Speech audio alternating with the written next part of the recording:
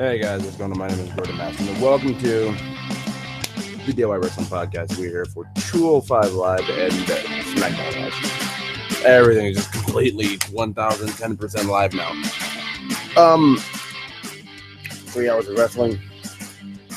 Wasn't able to do it all last night, specifically because there was a Sabres game on the way. Not particularly on the way. Okay, here's the thing. I don't get to choose, especially with doing YouTube now. I do not get to choose sports over wrestling often. And in the many cases I do, I end up paying for it like I did with this. Because specifically, let's be real right now. Here's the thing. With 205 Live and Smackdown Live, I don't get to choose sports often. And when I do, situations like this happen. I come home tired, I watch Smackdown. I watch Talking Smack and I go to sleep. I watched 205 Live this morning, and then we end up doing the podcast this morning when I'd rather do it at night. Reason, if you already haven't heard, it wasn't done last week specifically was because Google Hangout didn't want to give me the start broadcasting button. So with that being said, we're just going to get into Smackdown here. The show starts out with AJ Styles walking out in a boot. Basically says, hey, here's the thing. I'm in a boot. My match against hashtag No Chin Nation James Ellsworth is not happening. And no one's getting a WWE World Championship match tonight. I'd love to just beat James Ellsworth and get it over with, but that's not the case. So then Dean Ambrose, who James Ellsworth kind of screwed over and pushed off the ladder through about 6 tables. I'm probably over exaggerating. It was honestly 2, probably 2 or 3 most likely. AJ tells him, "I don't know why you're out here. I don't know why you helped me." He like the guy Dean who's taking you in is kind of he's really mad at you. And the thing is, he doesn't know when to stop beating people. I don't want to stop. I'm going to beat you with the championship and be done with it. He's going to kill you, basically. Like we all know that at some point here, James Ellsworth is just going to die. Dean Ambrose is just going to murder James Ellsworth, and James Ellsworth is just going to die. That's just the way it's going to happen. That's just the way it's going to work. Dean comes out, just drops Ellsworth with dirty deeds, and that's just completely, it just walks out. Okay. AJ's even laughing at him at this point. JBL is about having a stroke over there laughing so hard. And that was honestly about it for the first segment. I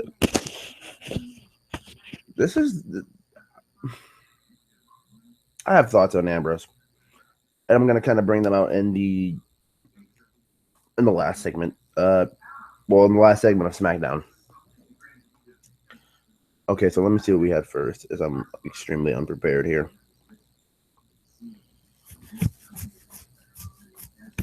Why do I want to say the first match was Kalisto Corbin? And obviously, it wasn't. I think it was. Yeah, first match was the Tag Team Championship match, which was Rhino and Slater versus the new Wyatt family, being Randy Orton, Bray Wyatt, and Luke Harper. And they keep the Burning My Light intro that Randy Orton had for his old theme song, obviously Burning My Light. And then they go into the I Have Voices, and then it just turns into the whole Wyatt family thing. Match ends with Bray Wyatt giving Randy Orton Heath Slater for the RKO out of the Sister Abigail. New inventive ways to create the RKO. I'm down with it. I like it. Really nothing much more here to say about it. I'm gonna say this much though. I have not been this interested in Randy Orton, and I have just no clue. No clue. And if anybody's in the background, just TV's on over there, the other room. That's just about that. But what was I gonna say? Oh yeah. Wyatt's win. Average TV match. You didn't really expect anything stellar. I mean, Heath Slater and Rhino. I mean, you're not going to see anything extraordinary. You're just going to see what they're going to give to you. That's about average on TV, honestly.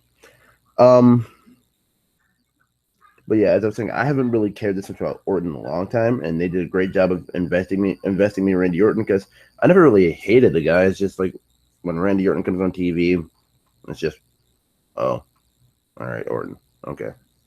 It's not like that feeling you get when you see Kane or Big Show, where it's just like, why? It's not that at all. Okay, so we're gonna move on here. Natalya versus Carmella. This match never really. It starts, but it doesn't really last that long.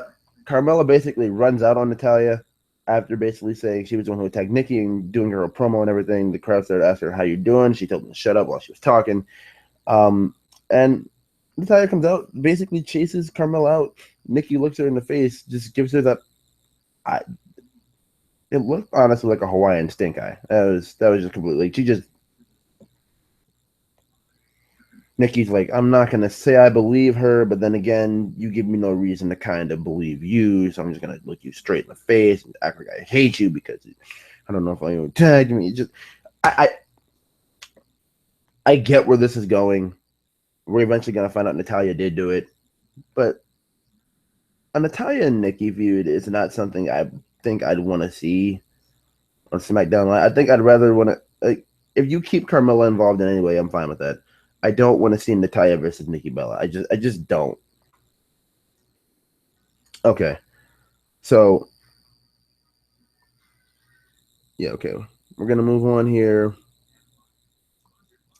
So up next we had the oh man, we had the Hype Bros versus the Ascension. And I mean, come on, we all knew. I could whatever future house I have, my PlayStation 4, TV, all three of those hockey sticks over there, my life, my soul, we could all bet that the Hype Bros were winning this. The Ascension, Connor and Victor with a K were not winning this. Let's just get real right now. And they didn't. Hype Bros win, Hype Rider, and the Ascension continue to like complete utter jokes. And at this point, I don't feel like there's any reason for me to say that because look like at this point in the main roster, they are. And I don't think there's any recovery at this point. Like I don't even want to say the Ascension are damaged goods because they're just damaged at this point. Like, it's about that. Honestly, it's over. It's all over, boys. Pack it up, send it home, take it on back to Full Sail, where the only place where they actually care about you is it's on. And that's not saying I dislike the Ascension by any means. I don't mind the Ascension now. I used to dislike them, and then I went back and watched their NXT Tag Title reign. I went back and watched their Rise to Fame. I like the Ascension. I liked Victor more than Connor, but I like the Ascension. Okay. Why do I keep my phone down? This is where everything is, to be completely honest with you. Up next, we have, oh my God. So Sophia Grace is, I guess, like a 12-year-old singer, something like 12, 13-year-old singer, and she's doing this video called Hollywood, and there's going to be a bunch of the girls in it. Nikki, Tasha Banks, Brie, I think Carmel. I don't honestly remember. I truly just don't care. When I read that may sound a little harsh because this is a little girl who, is making her dreams come true and all that. But at the same time, if we're being real, which I'm gonna be completely real, this Sophia Grace thing had no business here. Like they're just doing it to promote that the women are gonna be in a music video. To be completely honest with you, they're just doing it to show you that the women are going to be in a music video. Okay, all right, whatever. It's just whatever. Okay. So up next we had Miss TV with Dean Ambrose, and the Miz. I love Dean Ambrose to death. Okay. But the Miz was the star of this segment, okay? Because it was basically like Miz invites Ambrose out. Ambrose comes out, and then he says, "You can't really be surprised." And he says, "Well, we all knew." He broke down the kayfabe story of what basically has happened the last month and a half, 2 months with James Ellsworth and Dean Ambrose and AJ Styles. He basically said, "You used James Ellsworth as a pawn. You never really liked him. You just used him to get under AJ Styles' skin and for mind games for you to win that championship back." And to a degree, basically, it almost worked. The only difference at this point is Ambrose realized what you were doing and he turned on you. So can you really be that confused? Can you really can this really be that preposterous to you? And at this point, Ellsworth just not Ellsworth, Ambrose just basically tells him, "Don't piss me off, Miz." Yeah. But and let me just say this: when Miz came out as champion, it's still champion. He said, "What? No, you deserve it, chance." And the only reason I bring that up, and I would have backtracked that far, is because the Miz has something for Dean Ambrose. It is the Miz Participation Award for Dean Ambrose, and because he participated and he didn't get his championship, it's a picture of Miz and Maurice and like a little person, like a little blue Smackdown person, and that's a participation award. Okay, so with that being said, the Miz hands Ambrose the participation award, and the crowd starts chanting in one giant collective frenzy. You deserve. Oh my god! This is like the little things that the Miz creates like this. Like, I don't even think this was intentional. Like, just the crowd just started chanting, "You deserve it" at Ambrose, and it was like the funniest thing ever. But I mean, after this, where do we move on to? Yeah. Daniel Bryan eventually comes out after Ambrose tries to attack the Miz, says, "Hey, Miz, you know, Dean, you're a little mad. You couldn't win your championship. So you know what? Let's replace the SmackDown main event with another main event. You, Dean, get a shot at the Miz Intercontinental Championship because I hate the Miz and I hate the Miz and I can't stand Mike Mishannon." Okay. So that being said, that's the main event. Up next, we get Kalisto versus Baron Corbin. They each had interviews before this match. Kalisto was trying to murder Baron Corbin because he said, "If there's one thing we know, it's speed kills." So it's just confirmed right now. Kalisto is trying to kill Baron Corbin because he just said speed kills. So obviously he's trying to kill Baron Corbin. Corbin basically in his interview, I honestly think someone gave this man an old Del Rio script because Del Rio, when he used to do his promos about Kalisto, you would not get through a Del Rio promo with that mosquito, the little mosquito Kalisto. Just no, dude. That's a nod for me. That's a dub for me, guys. I just can't. Like, it just feels like these promos I read off for Corbin just don't come across as well as the stuff he does on Talking Smack. So if he does that stuff on Talking Smack, you can't just bullet point the guy and let him naturally just flow. Like, I'm sorry. No. That's a no, dude. I can't do that. Like, whoever's scripting Corbin, I hear him on Talking Smack, and then I feel a disconnect when I actually hear him on SmackDown. It's the most ridiculous thing ever to be completely honest with you. And I feel like I'm saying TBH a lot. I don't. Whatever. Okay. But Kalisto and Corbin, Kalisto does lose to the end of days from Baron Corbin. It honestly was a fun match. I just love seeing the sequences when little guys like Kalisto, even back to Rich Swann in NXT when he had his match against Corbin, they put themselves in position out of nowhere to get caught by the end of days. I just like little things like that. I love, honestly. Okay, so up next we get Chad Gable versus Tyler Breeze. And this match all starts because the Fashion Police being Breeze and Fandango basically hand out what do you call it? Fashion violations or whatever. They're practically the Fashion Police. They hand out tickets and they say, "That's for your ugly shirt. That's for your ugly shirt. That's for your ugly face." Gable basically told them, "Meet me in the ring." Like he basically said the wrestling version, and meet me in the street, boy. Come get these hands, boy. It's basically what he said in the smallest form. Yeah, whatever. Match happens. Honestly, is it bad if I kind of was rooting for Tyler Breeze to win this? I mean, Chad Gable wins, and I love that his finisher is the Chaos Theory. The like you roll through for a pinfall, like it's a roll up. Like okay, like this is my phone being the person. I take it back, roll back like this, and like how I roll for the pin, I roll back up in German suplex. That's if that horrible showing shows you anything or you learned anything, That is the chaos theory, and I honestly love that. I'm so like that fits Gable for a finisher, so it works for me. All right, so moving on, we get Becky Lynch and Alexa Bliss. This is basically Alexa Bliss saying, "Hey, you know what? Becky wanted to call me a little bitch. Here's the thing about that. This little bitch is not that one as champion." I was still kind of heartbroken when I was seeing this being promoted on, and I'm just like, "Can we just get it over with?"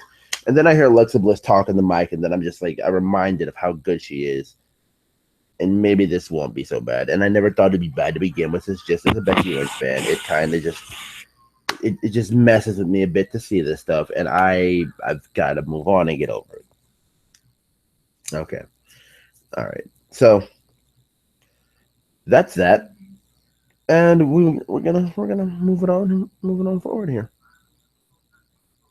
Okay. So oh wait no we're not gonna move it forward. I honestly forgot something out of the segment. Becky wants to fight. Alexa doesn't want to fight. Well, she does want to fight, but then she realizes I'm not in my gear. I'm gonna get out of the ring. Pulls a heel tactic, walks out, and Becky will get her rematch at some later date. I'm assuming, most likely, yeah.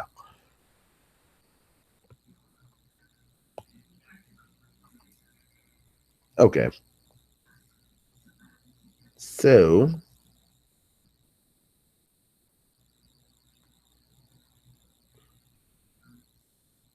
the main event is up next. We get Dean Ambrose versus The Miz. Maurice interferes at the end. It was honestly a pretty great TV main event. I enjoyed it. But Maurice interferes at the end, and Ellsworth tries to come out and help Dean. He screws that up, helps Miz get the win. Skull crushing finale. 1, 2, 3. The Miz wins, and he remains your Intercontinental Champion. And today, now, because we have moved a day forward, is day 22 of the never ending Intercontinental Championship reunion tour for the Miz. So that was SmackDown. And we move on to 205 Live, where the first match we ended up getting tonight was Cedric Alexander versus Davari. Not Davari. Yeah, I think it was. No, not Davari. I'm sorry. Cedric Alexander versus Noam Dar. I didn't even. I'm sitting here looking at it, and I just said Davari. And Davari was in the second match against Jack Gallagher. So Cedric, before this match, goes out and he gets a kiss by Alicia Fox on the cheek. And she says, "I'll be watching every move you make." And he said, "Every move?" "Yeah, every move." And they're just puppy dog. Man, let me say this right now. Breaking down these two individuals in this match. So I've always thought Cedric had all the talent in the world, right? And I don't. I guess giving him a girlfriend really gets eyes on him. Like, ooh, I wonder what's going on here. Like people, because people, no matter who you are in a performance, you cling to the couple. And you always keep your eye on the couple. So I guess this is like a way for Cedric to keep for Alicia Fox to be there with Cedric and keep her eye on Cedric. But the one thing that no one's probably going to call out is Alicia. Aren't you on Raw, bruh? Like, what are you doing in the SmackDown locker room? I'm not going to suspend my disbelief to believe that Alicia Fox hangs out at SmackDown as a SmackDown, even when she's on Raw, as one of the women there. Like, what? Wait, what? And she can't hang out with her alleged boyfriend, as Corey Graves said on commentary, because obviously men's locker room, women's locker room. So where is she gonna um brand split, people? This is supposed to be a brand split, and we're already messing up. Like, come on, guys, get it together. But Noam Dar, like he wrestles that slow, methodical, breakdown style, and it's just like to a degree I like it, but then again with him in the ring, I just feel like there's some kind of disconnect because I feel like he tries to, wrestle like that he tries to combine striking and ground and pound, and I'm not gonna be like really, really like super critical and say, you have to be,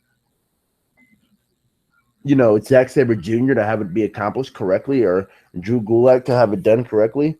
But like this match just felt really slow to me. I mean, it was all right. I mean, it wasn't even really bad, but like just the 80%, 70 to 80% of this match to me just felt like Noam Dar grinding Cedric, and Cedric had one little comeback spot. That was it, and Noam Dar got the win. I mean, I don't see Noam Dar as a guy that you could like really just like if they had the option right now to throw the strap on him. I don't see Noam Dar as the guy that you can like, we can just throw the strap on him. We can do that. Yeah, I don't see that. Okay, I just don't. I'm being straight real with you. I don't. Like Dar is like he's a good wrestler, honestly, but he just needs to figure some things out in the ring. Like he just needs to figure 100% figure his style out because it doesn't seem like it is figured out completely yet to me, honestly. And I could be off, I could be wrong, but to me, there's just something about Noam Dar that just doesn't rub me the right way in the ring. That being. But after the match, he cuts a promo and says he's dedicating this win to Alicia Fox. So this got real quick. So Cedric and Noam Dar are about to have a feud. Okay, which just makes me a little aggravated because they're trying to make you here's the thing. They're trying to make you watch Monday Night Raw by telling you, hey, the Cruiserweights are on Raw and not SmackDown, but 205 Live. But not SmackDown, it's 205 Live. And while it may be actually 205 Live because the show comes on an entirely different network on the WWE network instead of Sci-Fi. Why? Instead of USA Network, not Sci-Fi. I don't know why I'm still stuck on Sci-Fi. Instead of USA Network, let me say this to you. I don't want to watch the Cruiserweights on Raw because I know you're not going to give them enough time on Raw. And I don't want to watch the Cruiserweights on Raw because it doesn't feel like they belong there, and it doesn't seem like, hey, like you guys are a part of the show. At least with 205 Live, we can accept the fact that they're not part of SmackDown, but at the same time, if they're not part of SmackDown, they have their own show dedicated to them for them to get everything done in the confines of an hour. We're going to move on here. Next up is the Extraordinary Gentleman Jack Gallagher versus the Lion Bear thing, whatever Daivari calls himself, whatever we're going to call that. And Daivari gets the win because he targets Jack Gallagher's knee that he messed up on Raw. And that's, another pretty decent match. But, when you have the babyface getting beat down in this match for the majority of it, the crowd's pretty much going to be dead, and the crowd was pretty much dead for this. So, I guess Daivari had to get a win back at some point to keep this going because I guess they're going for a Daivari and Gallagher thing as well. So, fine on you. Okay. Up next is the main event, which is the outlandish. You guys got it. You guys got it right. The outlandish Rich Swann versus the Brian Kendrick for the WWE Cruiserweight Championship. TJ Perkins is on commentary for this. I don't even like Austin Aries, but this man just straight out buried and embarrassed TJ Perkins on commentary, and he just kept taking shots at him. It's just like, dude, leave the guy alone. I didn't even mean to laugh at some of the stuff he said, but it was just funny. I'm sorry, I couldn't.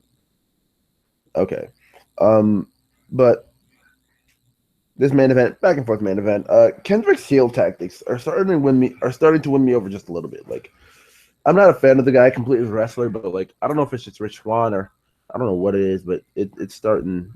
The dynamic between these two is starting to work for me. I'm happy with it. The match itself was fine. TJ Perkins gets a little involved. It was just by accident. Rich Swann wants it to kick out of nowhere. And at the end of the match, TJP accidentally super kicks Rich Swann, and Kendrick throws TJP into the barricade. And that ends the show. So I hope you guys did enjoy this DIY Wrestling Podcast at 205 Live and SmackDown. Hope you guys did enjoy it. Remember, if you did, leave a like on the video if you already haven't, please, because the YouTube algorithm is just, you must have all the likes. You must have all the comments. Do one or the other, or matter of fact, both, because I really would appreciate it. And I want to give a quick shout out to, and this is what I've just been updated on, new subscriber, Colorado Rockies. I don't even know. Obviously, it's not the actual Colorado Rockies baseball team, but the person who subscribed to me. I appreciate you. Thank you very much. All until 100 subscribers, all subscribers will be shouted out for the subscription, and yeah. So I hope you guys did enjoy. Remember, like I said, leave a like, subscribe if you're not, and I will talk to you guys later. Thank you for watching the DIY Wrestling Podcast. Made by wrestling enthusiasts for wrestling enthusiasts. Thank you guys for watching. I'll see you guys next time. See you.